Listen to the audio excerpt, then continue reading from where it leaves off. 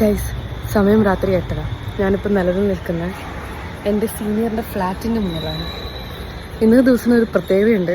എൻ്റെ സീനിയർ, അതായത് അഡ്വക്കേറ്റ് ഗിരീഷ് സാറിൻ്റെ ബർത്ത്ഡേ ആണ്. ഇന്ന് പതിവില്ലാണ്ട് ഓഫീസിൽ വന്നിട്ട് ചോദിച്ചു ഇന്നത്തെ ദിവസത്തെ പ്രത്യേകത എന്താണെന്നറിയാമോ? ഞാൻ പറയും എന്താ സാർ?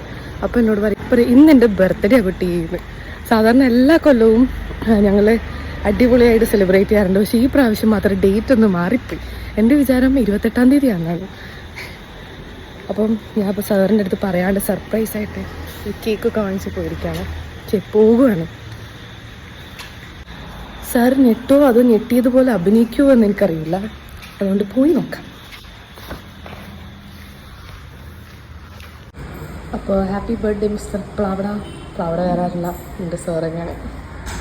സാറിൻ്റെ മോൾ ബാനുവും നെയ്ബേഴ്സും കൂടിയിട്ട് മെഴുകുതിരി കത്തിക്കുന്നു.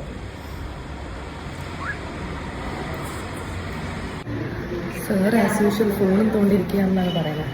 പോയി നോക്കാം. Happy birthday to you, happy birthday to U,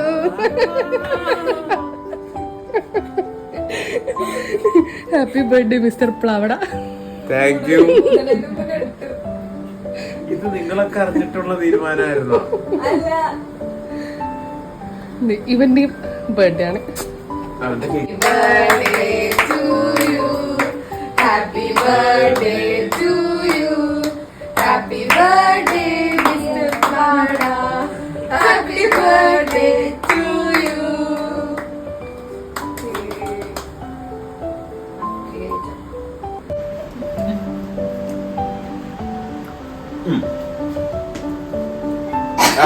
ഇത് കഴിഞ്ഞിട്ട്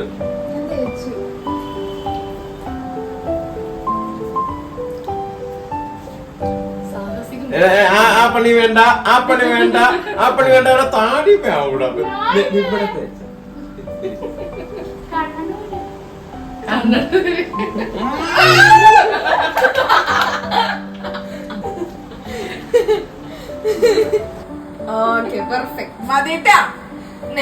നിനക്ക് ബർത്ത്ഡേ വരുമെന്ന് ഓർത്തോട്ടോ. നിനക്കും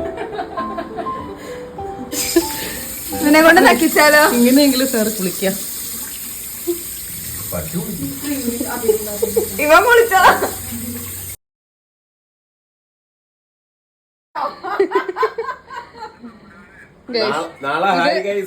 ഇത് ഞങ്ങളുടെ ഓഫീസിലെ വേറൊരു സീനിയർ ആയിരുന്നു. പുള്ളിക്കാരി ഇപ്പം ഫാമിലി ആയിട്ട് സൗദിയിലാണ്. അപ്പൊ നമ്മളെല്ലാരും അപ്പൊ സാറിന് കൊളസ്ട്രോളും പ്രഷർ